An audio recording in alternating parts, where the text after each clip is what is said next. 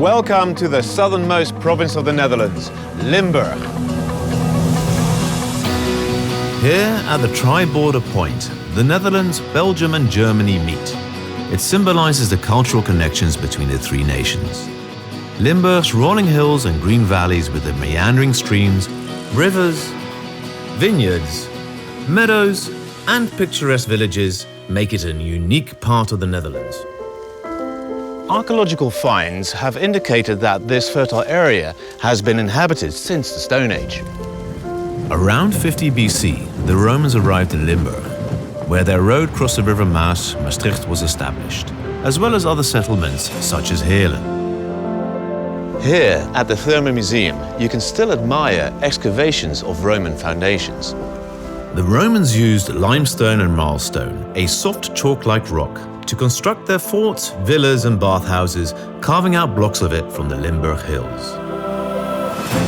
This continued into the Middle Ages, when marlstone was the main building material for castles, churches and even entire villages and cities.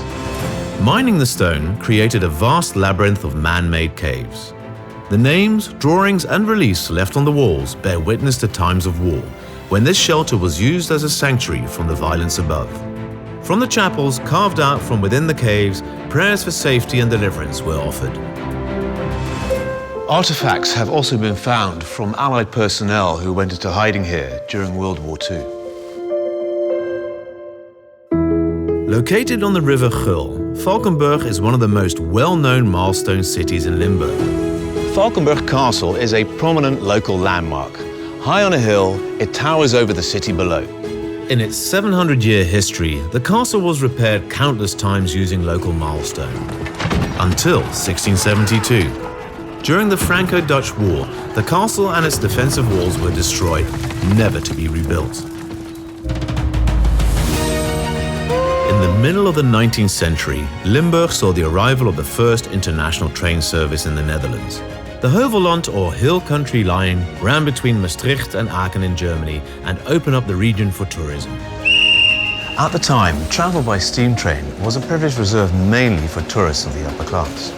One of the Hill Country Line stations was Valkenburg, opened on October the 23rd, 1853. The once difficult-to-reach city on the River Gul was suddenly very accessible.